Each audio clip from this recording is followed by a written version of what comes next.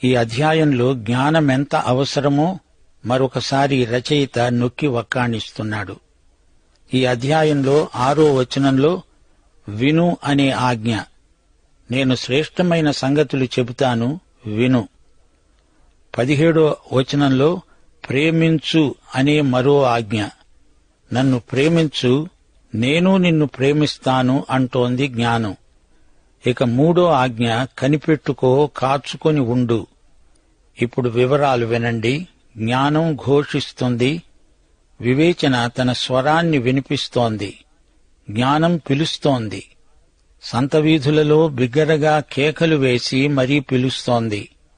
త్రోవ ప్రక్కన, రాజవీధుల మొగలలో, ఎత్తుగా ఉన్న స్థలాలలో, నడిమార్గాలలో, అనగా బాటలు కలిసే కూడలిలో జ్ఞానం నిలిచి ఉంది. 2 బాటల కూడలిలో నీవు ఈ సత్యజ్ఞానాన్ని కలుసుకొని అటో ఇటో తీర్మానం చేసుకోవాలి. నీ తీర్మానం మీదే నీ నిత్య భవితవ్యం ఆధారపడి ఉంది. జ్ఞానస్వరం విను, దేవుని జ్ఞానవాక్కు విను. పిల్లలారా, నా మాట ఆలకించండి, నా మార్గములను అనుసరించేవారు ధన్యులు అంటోంది జ్ఞానం.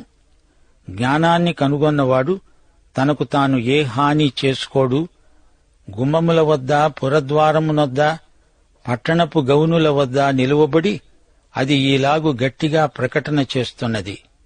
మానవులారా, మీకే నేను ప్రకటిస్తున్నాను, నరులైన మీకే నా కంఠస్వరం వినిపిస్తున్నాను. జ్ఞానము లేని వారలారా, జ్ఞానము ఎట్టిదైనది తెలుసుకోండి.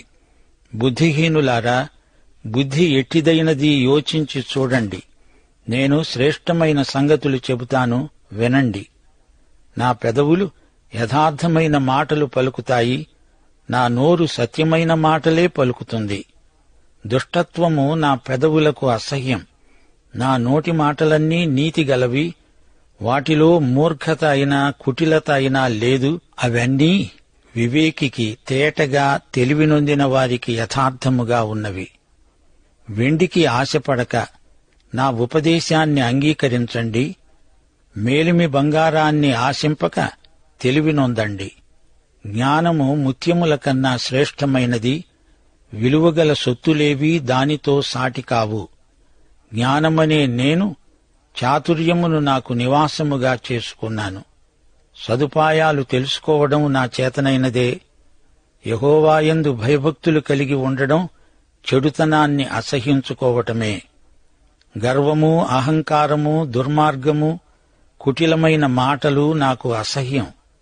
ఆలోచన చెప్పటం లెస్స అయిన జ్ఞానమివ్వడం నా వశం. జ్ఞానాధారము నేనే, పరాక్రమము నాదే. నా వలన రాజులు ఏలుతారు, అధికారులు న్యాయమును బట్టి పరిపాలన చేస్తారు. నా వలన అధిపతులు, లోకములోని ఘనులైన న్యాయాధిపతులందరూ ప్రభుత్వం చేస్తారు. 17వ వచనం, నన్ను ప్రేమించే వారిని నేను ప్రేమిస్తున్నాను. నన్ను జాగ్రత్తగా వెదికేవారు నన్ను కనుగొంటారు. జ్ఞానాన్ని ప్రేమించండి. వెండి, మేలిమి బంగారము, ముత్యాలు విలువైన సొత్తు కాదు. జ్ఞానాన్ని ఆశించండి, జ్ఞానాన్ని ప్రేమించండి. జ్ఞానము చేత ప్రేమించబడండి. 18వ వచనం, ఐశ్వర్య ఘనతలు, స్థిరమైన కలిమి, నీతి నా వద్ద ఉన్నాయి. మేలిమి బంగారము కంటే, అపరంజి కంటే నా వల్ల కలిగే ఫలం మంచిది. ప్రశస్తమైన వెండి కంటే నా వలన కలిగే రాబడి దొడ్డది. నీతి మార్గములందు, న్యాయ మార్గములందు నేను నడుస్తున్నాను. నన్ను ప్రేమించే వారిని ఆస్తికర్తలుగా చేస్తాను. వారి నిధులను నేనే నిలుపుతాను. ఈ జ్ఞానం నీకు నిత్య మహదైశ్వర్యాన్ని ప్రసాదిస్తుంది. 22వ వచనం, పూర్వకాలమందు తన సృష్ట్యారంభమున తన కార్యములలో ప్రథమమైన దానిగా యెహోవా నన్ను కలుగజేశాడు. అనాదికాలము మొదలుకొని మొదటి నుండి భూమి ఉత్పత్తి అయిన కాలానికి పూర్వమే నేను నియమించబడ్డాను. ప్రవాహ జలములు లేనప్పుడు, నీళ్లతో నిండిన ఊటలు లేనప్పుడు నేను పుట్టాను. పర్వతాలు స్థాపించబడక మునుపు, కొండలు పుట్టక మునుపు, భూమిని దాని మైదానములను ఆయన చేయక మునుపు నేల మట్టిని రవంత కూడా సృష్టించక మునుపు నేను పుట్టాను. ఆయన ఆకాశ విశాలమును స్థిరపరచినప్పుడు, మహాజలముల మీద మండలమును నిర్ణయించినప్పుడు నేనక్కడే ఉన్నాను.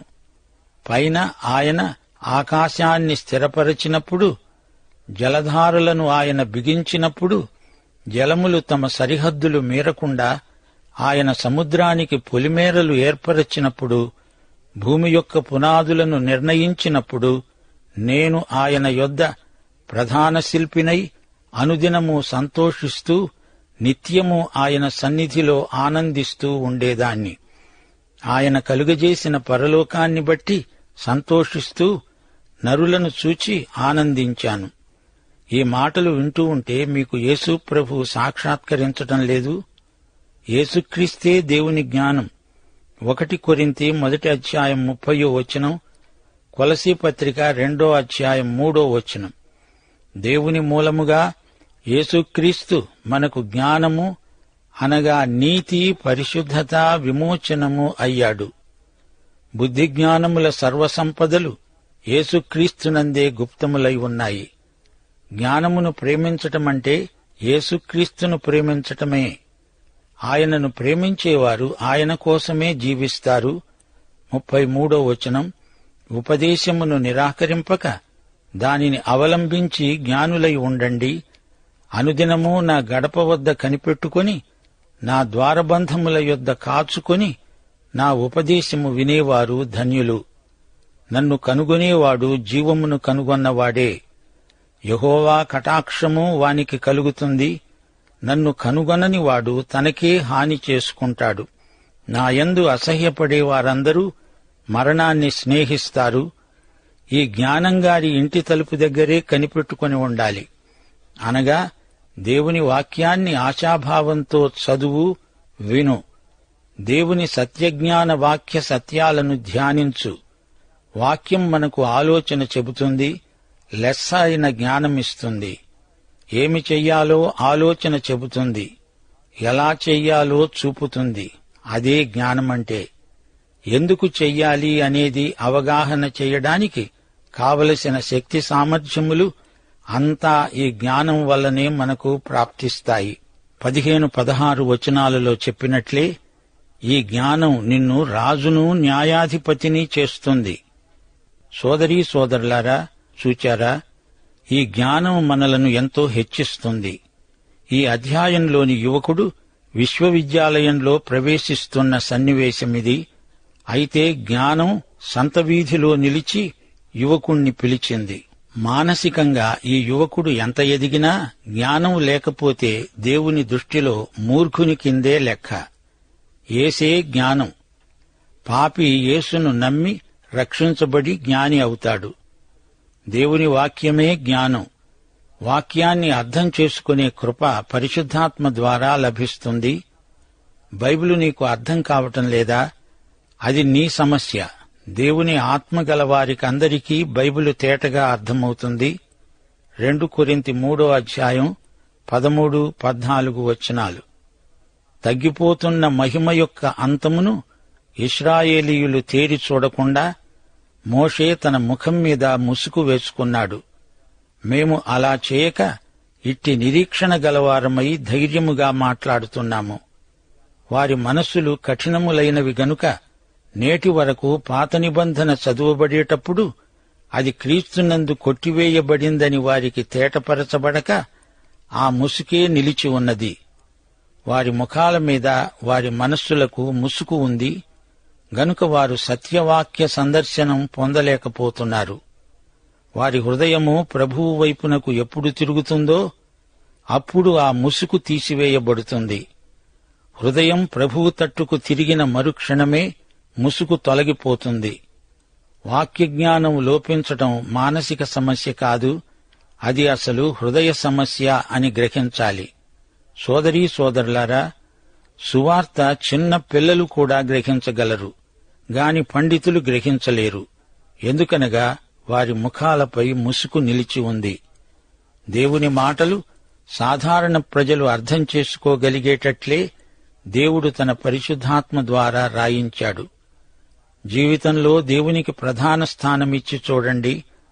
మత్తయి శుభవార్త 6వ అధ్యాయం 33వ వచనం ప్రకారం దేవుని రాజ్యమును ఆయన నీతిని మొదట వెదికితే మనకు అన్నీ అనుగ్రహించబడతాయి. ఇది ముమ్మాటికి నిజం. సామెతల గ్రంథంలో ప్రతిపాదించబడిన జ్ఞానం వాక్యమే. వాక్యం ఒక వ్యక్తి, ఆయనే క్రీస్తు. ఆదియందు వాక్యమున్నది, వాక్యము దేవుని వద్ద ఉంది, వాక్యమే దేవుడై ఉన్నాడు. ఆయన ఆదియందు దేవుని వద్ద ఉన్నాడు. సమస్తము ఆయన మూలంగానే కలిగింది, కలిగి ఉన్నదేదీ ఆయన లేకుండా కలగలేదు. మనకు జ్ఞానమై ఉన్న క్రీస్తు మనలను ఎంతో ప్రేమిస్తున్నాడు. జ్ఞానం అని సామెతల గ్రంథంలో ఉన్న చోట యేసుక్రీస్తు అని చదువుకుంటే మనకు సందేశం చక్కగా బోధపడుతుంది. మత్తయి సువార్త 11వ అధ్యాయం 27వ వచనంలో జ్ఞానావతారమైన యేసు ఏమన్నాడు? తండ్రిగాక ఎవడునూ కుమారుణ్ణి ఎరుగడు, కుమారుడుగాక కుమారుడెవరికి ఆయనను బయలుపరచనుద్దేశించాడో అతడుగాక మరి ఎవ్వడూ తండ్రిని ఎరుగడు. తండ్రి కుమార పరిశుద్ధాత్మలు మన మనోనేత్రములు తెరిస్తేనే గాని మనకి జ్ఞాన సందర్శనం కలగదు. మరచిపోకండి, జ్ఞానమంటే యేసుక్రీస్తే. యేసే వాక్యం, జ్ఞానం. ఆయన లేకుండా కలిగి ఉన్నదేదీ కలుగలేదు. సర్వసృష్టి ఆయన అదుపాజ్ఞల్లోనే ఉంది. ఆయనే హద్దులు నియమించాడు. యేసే సమస్త సృష్టికి ఆది సంభూతుడు. ఆయన అందరికంటే పైవాడు. ఆయన కృపాసత్య సంపూర్ణుడు.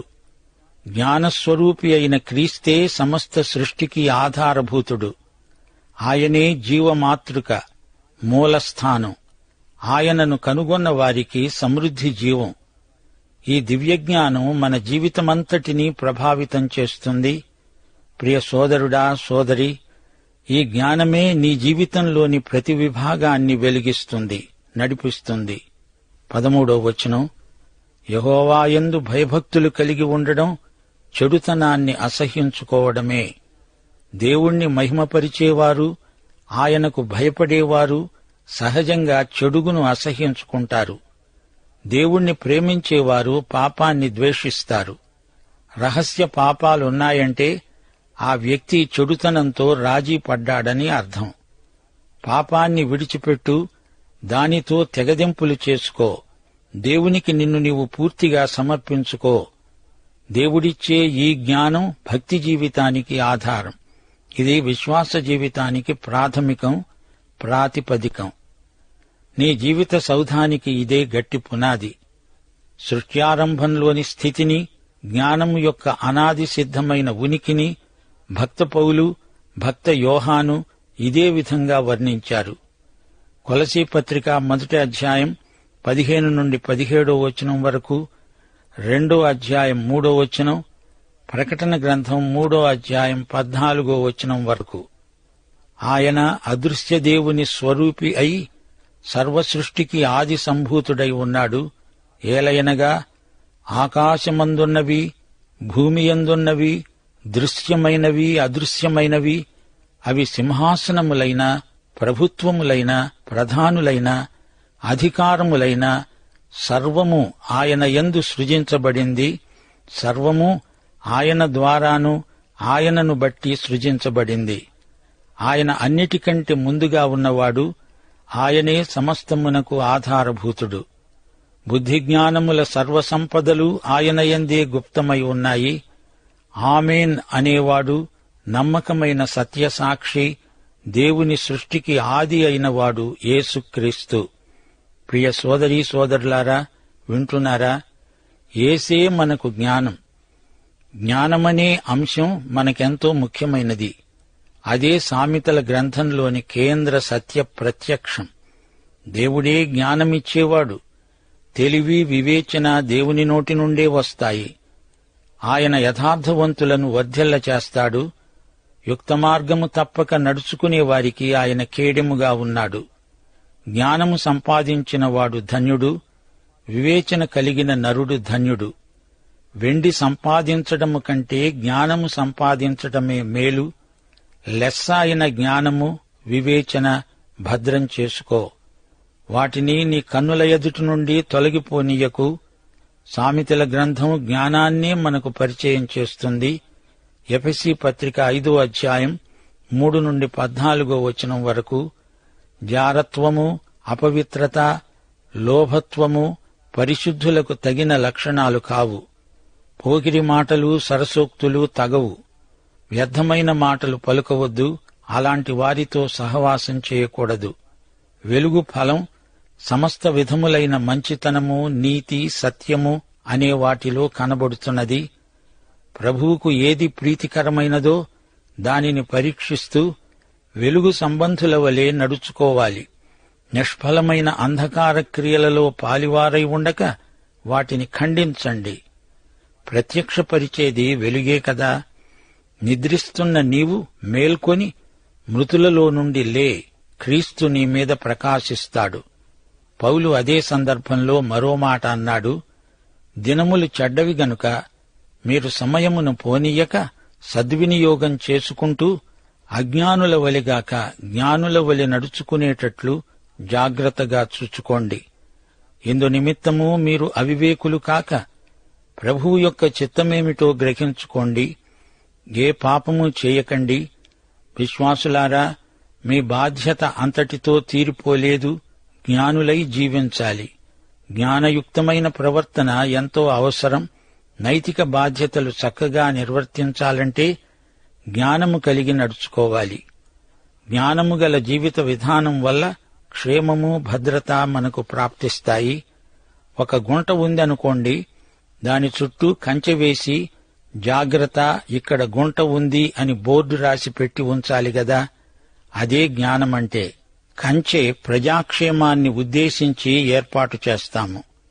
పాపమనే గోతిలో పడిపోకుండా జ్ఞానమనే కంచె వెయ్యాలి. జ్ఞానం మనలను ప్రమాదాల నుండి దూరంగా ఉంచుతుంది.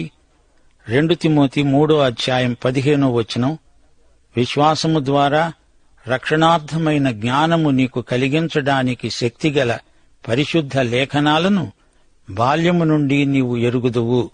గనుక నీవు నేర్చుకొని రూఢి అని తెలుసుకున్నవి ఎవరి వలన నేర్చుకున్నావో ఆ సంగతి తెలుసుకొని వాటి యందు నిలకడగా ఉండు. దావీదు రాజు 111వ కీర్తన 10వ వచనంలో అన్నాడు, యెహోవాయందలి భయం జ్ఞానమునకు మూలం. ఆయన శాసనాలను అనుసరించే వారందరూ మంచి వివేకము గలవారు. ప్రియ సోదరీ సోదరులారా, జ్ఞాపకం పెట్టుకోండి, జ్ఞానం అంటే మన దైనందిన జీవితాలతో సంబంధం లేని ఏదో అలౌకిక వేదాంత తర్క వితర్కాలు కావు. దైవజ్ఞానానికి జీవితంలో మన ప్రవర్తనకు విడదీయరాని సంబంధం ఉంది. జ్ఞాన సముపార్జన అన్నది ఒకసారి చేసి ముగించేది కాదు, అది కలకాలం సాగవలసిందే.